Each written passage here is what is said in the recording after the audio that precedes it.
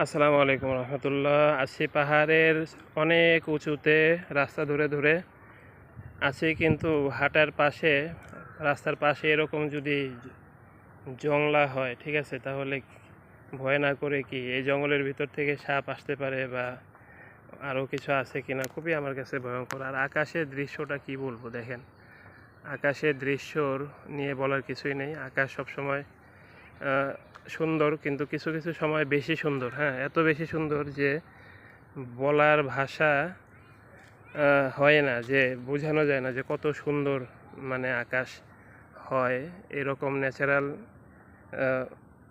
ভিউয়ের মধ্যে। যে একটা চোখে বললো একটা কাঠবিড়ালি, কিন্তু ভিডিওতে দেখা যাবে না। তো আমি সবচেয়ে অবাক হচ্ছি এই গাছের কাছে আমি দৌড়ে আসার পরেই, যেহেতু তাড়াহুড়া করে আসছি, তো যা ছিল সেটা আমাকে দেখে আমার আওয়াজ পেয়ে চুপ হয়ে গেছে। অবশ্যই গাছটার উপরে কোনো হনুমান বা বানরের আওয়াজের মতো লাগলো, অদ্ভুত জোরে জোরে গলা ফাটিয়ে চিৎকারের আওয়াজের মতো অদ্ভুত একটা আওয়াজ, খুবই ভয়ঙ্কর ছিল। আর আমি দেখতে পারলে ভিডিওতে জুম করে দেখানোর চেষ্টা করতাম, এরকম একটা নিয়ত ছিল, কিন্তু সেই জিনিসটা আমার নজরে আর পড়ছে না, আমি আর দেখাতে পারলাম না। যাই হোক, দেখেন ভিউগুলো কি সুন্দর।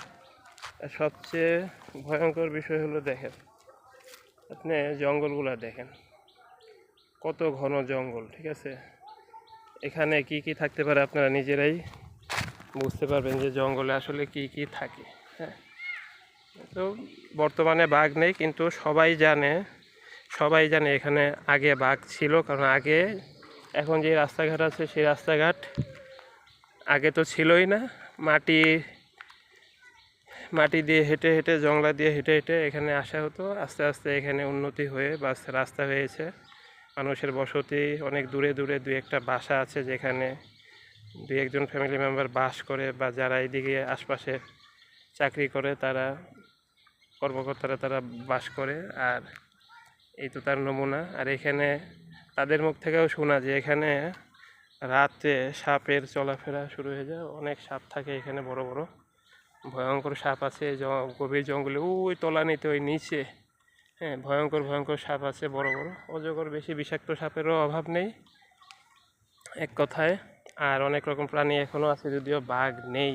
মেছো বাঘ আছে ছোট, যেগুলো মুরগি খায়, এ ধরনের বাঘের অভাব নেই। ওই বন বিড়াল বলে বা বন বাঘ বলে, হ্যাঁ, এগুলো আছে। তো আগে বাঘ ছিল, এখন বর্তমানে বাঘ টাঘ নেই।